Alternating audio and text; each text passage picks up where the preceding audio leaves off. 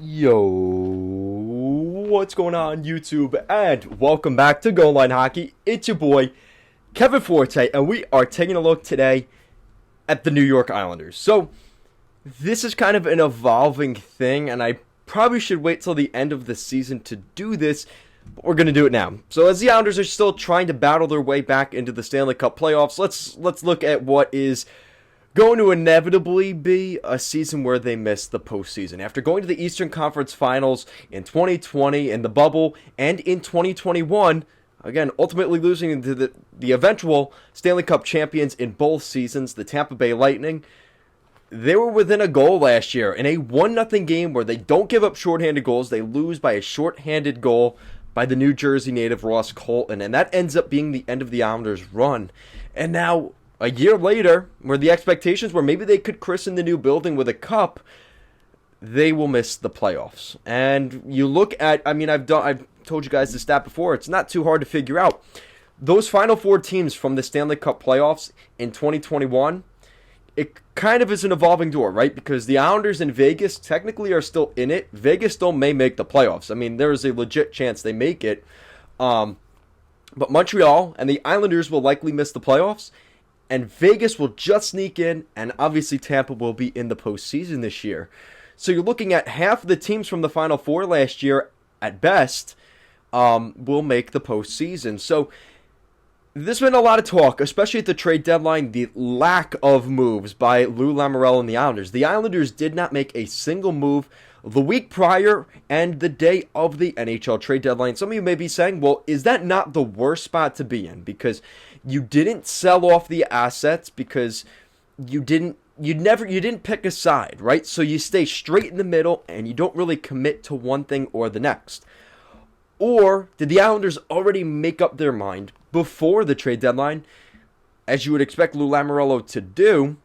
The Islanders already made up their mind of what they were going to do this season before the deadline happened. So here's the context. The Islanders had an extremely rough start to this season, as most of you would know. And, you could say, not expecting a pity party here, but the Islanders had a extremely tough way to start the season. I think it was a 20-game road stretch to start this season. That's not too easy to do. They weren't playing well when they got to the new building, right? They kind of couldn't build any momentum. Out of all the teams in the NHL, they did get the most affected by COVID in terms of games lost that they had to make up in February and March. They've played the most games in franchise history in those months, in January and February. Like the dog days of the NHL season, it's tough to get things done there, especially when you have some injuries. And you look at when they opened up the new arena, their first couple games, half of Bridgeport was up there, and the Islanders didn't really stand much of a chance, and they lost some critical games in that stretch. They lost that game against Calgary, they lost a game against the Rangers, they lost to the Devils, they lost some really important, integral games in their schedule early on, and it just got to the point where it was just too big of a hole for them to get back from. So now, looking at where the Islanders are going in the future. So this is from an anonymous league source, has this to say about Lou Lamoriello. And this is an interesting quote here. So one thing about Lamoriello, he's a loyal guy. I think that's strong, but sometimes he's loyal to a fault. Now, obviously there's the reason that there's the business side of hockey, right? So there's loyalty, and we've seen this in other, around the league. Mark Giordano going in the expansion draft to Calgary. They couldn't afford to lose one of their young guys. I think it was Andrew Mangiapane or one of those guys. So in order to protect those players, unfortunately, Mark Giordano was exposed. The captain, the lifelong, just the epitome of what a Calgary Flames player is, drafted by the Flames, a lifelong Flame, and he ends up going in the expansion draft. And I think that is loyalty, but realizing that there's a business to it. And unfortunately, Calgary had to lose their guy there. And you wonder with Lou Lamoriello and some of the things he does, you wonder where the Islanders could be going wrong as a franchise. That loyalty, not trading Chara, not trading Parise, not trading some guys that he probably should have traded, some would argue. Well, now they're going to walk away in free agency, and the Islanders don't get those picks for them. But you have to look at it in this sense. And the Islanders are lacking. I think their prospect pool has definitely gotten depleted. Now that Dobson's in the league, Barzell, Wahlstrom, the only guys really left, I mean, you're looking at like Blade Jenkins, Otto Koivulu, R2 Ratu. Like, you're looking at guys that you're probably not thinking to yourself are bona fide NHL players. They're fringe NHL players at best. So, but that's what happens. The Islanders have sacrificed first-round picks recently. They traded last year's pick for Palmieri and Zajac. 2 years ago, they traded their first-round pick for Jean-Gabriel Pageau. The Islanders have sacrificed to win now. And now the Islanders are thinking to themselves, well, we had a down season this year, right? Obviously, things didn't go the way we wanted to. But with how the Islanders have played really since the end of January, ever since they went on that West Coast road trip, they beat Vancouver, they lost to Edmonton, they lost to Calgary, and that's kind of when we said the season's over and thinking the Islanders would just kind of go belly up and that's it. That's not what happened. The Islanders have played a lot better hockey since then, and they've beat some teams that maybe they shouldn't have beaten. And then you look at some games where they've really faltered, like that game in Boston a couple weeks ago. They lost, 6-2, something like that. They got completely destroyed on the road. So the Islanders have their bad games, the game against Tampa. So there's obviously that issue there where they just have too much inconsistency. But considering the ground they've had to make up, I mean, last week everybody was laughing how the Islanders are 25 points out of the playoffs, and there's no way they get in. We still have, a good month till the end of the regular season. The Islanders are only 11 points back. They play Washington 2 more times. I'm not saying it's like this realistic thing, but it's not necessarily impossible either. I think they have the Islanders at a 2.1% chance of making the playoffs. That's the highest it's been since, I think, November. I mean, the Islanders, for the most part, have been at least at 1%, if not less than that, of making the playoffs. And at least they're giving themselves an opportunity, and they're going to play meaningful games here down the stretch. Whether that means they're going to get eliminated on the last day of the season or whatever, the Islanders are playing these games, and they want to win. They still, you talk to them in the post-game interviews, and you hear stuff. They still think they can make the playoffs in that locker room. Doesn't matter what any of us think. It's what they think in the locker room. And they still believe, with the veteran leadership they have there, that this is a way for them to build momentum the rest of the way, build that confidence, get that mojo, and kind of carry that over into next season. Because I think there is a carryover effect. If the Islanders end this season really well, you can use that to help you in the summer and going into next season, kind of just going off of that energy to get you into their 50th anniversary, which, you know what, I would have liked a cup this year, but the Islanders christened that stadium in year 2 with a Stanley Cup in their 50th anniversary. I think I'd probably take that also and not be too upset by that. And this has happened plenty of times. You look at some really good teams. I remember not too long ago, the Tampa Bay Lightning went to the Stanley Cup final, right? 2016? They played the Blackhawks. 2015. They went to the Stanley Cup final against Chicago. They missed the postseason that next year, right? With a really good group. That's when Braden Point was going into his rookie year. Kucherov, Stamkos, Hedman, they were all kind of getting into their prime. They missed that postseason next year. They didn't make the playoffs, and now look where things are at in Tampa. Now, the Islanders don't have those players, so take that with a grain of salt, but you have to look at it as they had their run, and everybody was thinking they're just going to come back next year. It didn't happen. But maybe it took that bad year for them to really, instead of just going through the motions to get to the playoffs, you have to play those games in this season to get to the postseason. You can't kind of just take it for granted that you're going to make the playoffs. You look around the league, I mean, Buffalo's about to go their 10th straight season without making the postseason. That's really bad. New Jersey, who is right across the river, they're going to make the playoffs once in the past decade, which was 2018. You can't take the playoffs for granted. And as the NHL continues to expand, we've seen 2 new franchises in the Western Conference. We're seeing the NHL, you start the season day 1, there's only a 50% chance you make the playoffs. 16 teams in the Eastern Conference make it, and 16 teams in the Eastern Conference will not make the postseason. So you're looking at that and the factor that the Islanders are already looking at other players around the league. This is from James Nichols right after the trade deadline. He was told if Chychrun is not dealt by the deadline, which he hasn't, he would be a primary focus in the offseason for the New York Islanders. Now, again, this is from James Nichols. He's a New York Islanders, beat writer. But that is interesting. If we've heard this talk before. The Islanders have been tied to Jakob Chychrun, a very, very good defenseman in Arizona. He's had a down season this year in the desert, as pretty much everybody there has due to injuries or whatever else. Jakob Chychrun could be a huge addition for the Islanders, and you could be looking at a situation where you're looking at the core of this defense. It's Noah Dobson, Ryan Pulock, Adam Pelech, and could you say Scott Mayfield as that number 4 defenseman? You put Jakob Chychrun in there over Mayfield, that is a huge upgrade for the Islanders next season. And you're looking at the good teams and the great teams in the NHL right now. What's the difference between the great teams and the good teams? A really, really good defense. And that's why you're seeing teams like Florida and Colorado maybe be a step or two ahead of maybe, say, a Toronto or the Rangers. Or maybe you could argue for Boston, right? Their defense wasn't that great. Now they added Hampus Lindholm. So you're looking at the teams that have that really good defense consistently win games, and you're looking at the teams that maybe have some deficiencies, turning the puck over, their defensemen, maybe a little bit slow, younger defensemen. You're seeing the difference between those teams, especially here down the stretch, and you're seeing those teams win games. You're looking right now, the teams that are supposed to win, like Arizona, I think they're on a 7 or 8 game losing streak. Columbus on an 8 game losing streak. You're seeing the divide in these teams now, where the teams that are winning continue to win, and the teams that are losing continue to lose at the bottom of the standings. Guys, these teams are getting ready for the playoffs. They are playing playoff hockey, and we're seeing that now. Now, to kind of follow up what I talked about with Lou Lamoriello earlier, this is from Elliot Friedman.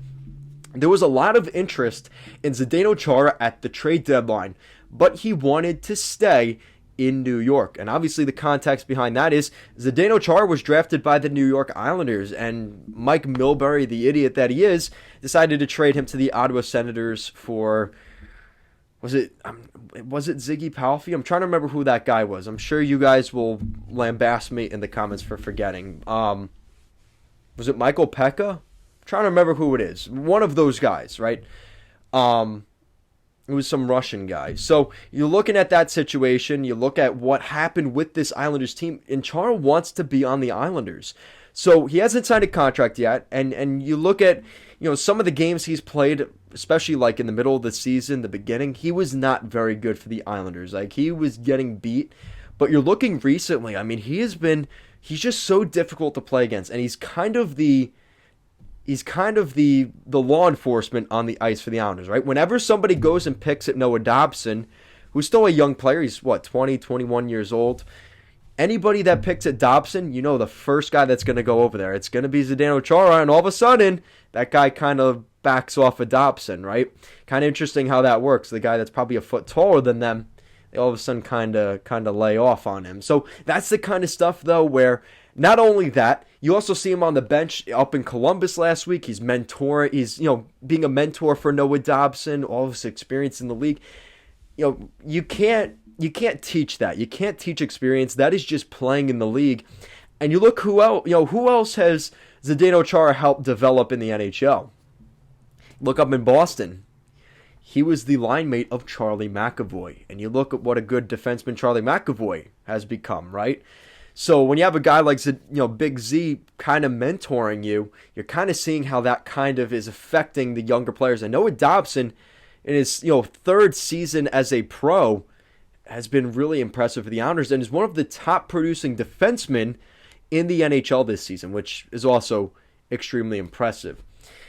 So now we're starting to hear about rumors as well. Now, this was an interesting report earlier this week.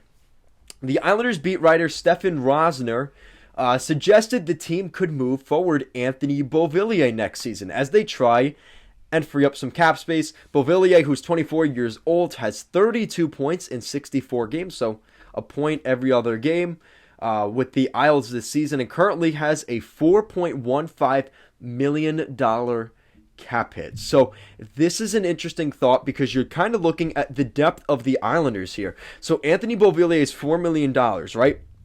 There are guys in Bridgeport right now that can play a similar role to Beauvillier, not to the same extent, but that same sort of role, right? That Beauvillier can, and probably produce kind of similar numbers. You have Oliver Wahlstrom, who's still on his entry-level contract. You have Kiefer Bellows, who's probably going to get another contract here. So that's something to look at. So that's a guy. You're looking in the depth chart, like I said, down in Bridgeport.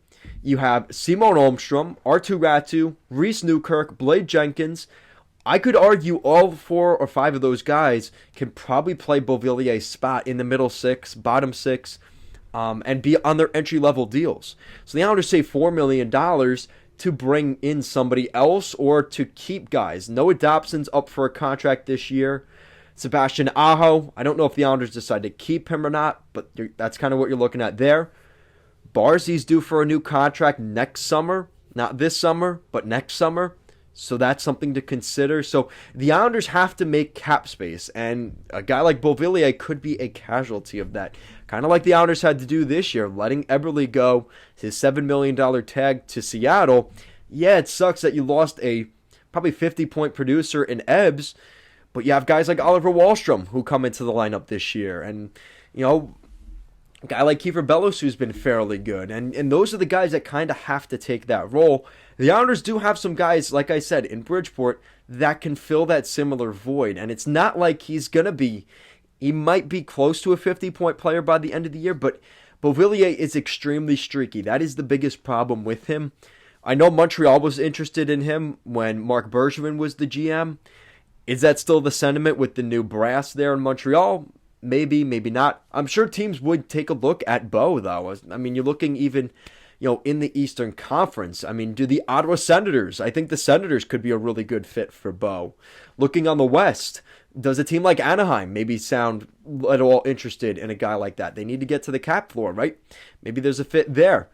Do you talk to Seattle? Seattle could definitely look at a winger like Beauvillier and say, I wouldn't mind having that guy around. So there are plenty of spots where Beauvillier could maybe slot in somewhere. And I think the Islanders could unload his contract. I'm trying to think of a better way to put it than that. But at the end of the day, this is where the Islanders are at. To kind of wrap this all up in a bow, there's some questions about what Lou did at the deadline. And some people not being the biggest fans of it. But sometimes the best move you make at the trade deadline is the move that you don't make. And that kind of sounds counterintuitive and doesn't really make sense. But when you think of it, if the Islanders made a mistake, if they made a mistake, right? Let's say the Islanders go one of either way, right? Let's say the Islanders go down the stretch and they're on this run that they're on right now, but they sold off Parise. They sold off Chara. And they're still playing this well. Well, then all the Islanders fans would be upset. Oh, well, why did they trade these guys? We actually had a chance. We could have maybe got to the playoffs if we kept those guys. Or you keep them and you miss the playoffs, which probably looks like that's going to be the case. Why'd you keep all these players? We missed the playoffs anyway, and we kept these guys that we could have got 5th and 6th round draft picks for. Big whoop, big miss, right? So that's kind of where things are at, and I think that's kind of where the Islanders see themselves. And you look at Vancouver as a good example, right? The Vancouver Canucks traded Tyler Mott to the Rangers for a 5th round draft pick, and the Canucks fans were like, we need to trade Tyler Mott. He's not coming back. We're not making the playoffs.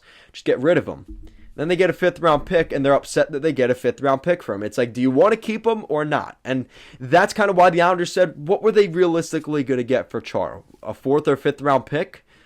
Same thing for Andy Green. Same thing for really any of their pending UFAs this year. They weren't going to get 1st and 2nd round picks for those guys. So at that point, you sacrifice the 5th or 6th round pick, but maybe you keep the Zach Parise, who is sticking around. Maybe you keep Zdeno Chara on another year. That's kind of what you're looking at here. So let me know what you guys think. What do you think the Islanders have to do this offseason? I think the sentiment for the longest time, ever since even before Lou Lamoriello came into the Islanders organization, is they need a winger. And this is something that, a winger to play with Barzey. And maybe Wahlstrom is that guy. I mean, at points this season, he has looked like that. I mean, Parise and Wahlstrom have been very good with Barzell. But let's be honest here. I mean, if you're a Stanley Cup contending team, you look at Tampa, you look at these other, Colorado, they don't have Parise or Wahlstrom, on the first line along their with McKinnon. That's not going to happen, right? Another thing to consider as well is Barry Trotz is due for a contract this summer. I assume that the Islanders will re-sign Barry Trotz, but That's another discussion that we're going to have. You assume Lou Lamoriello's kind of going through those motions already, and probably will at the end of the regular season. But that's something that also has to be discussed. The way the Islanders have played, their defensive style has been because of Barry Trotz. But they need him to re-sign. And you also have to consider they're, in charge of the offense. Lane Lambert, he's been the assistant coach since Barry Trotz came to the Islanders. He's been with him in Washington, right? Is Lane Lambert, who almost went to Anaheim last year, there's been some talk about him maybe moving. Does Lane Lambert leave the Islanders organization? There's so many different little things that could fall off this summer. Beauvillier, Chara, Lane Lambert, Barry Trotz. It could be any of those things. So let me know what you guys think is the solution for the Islanders to get them back. Maybe not just to the Final Four of the Stanley Cup playoffs. Maybe get them back to the glory days of the 80s. Maybe get them a Stanley Cup back on Long Island. Guys, as always, thank you so much for watching, and I will see you again next time.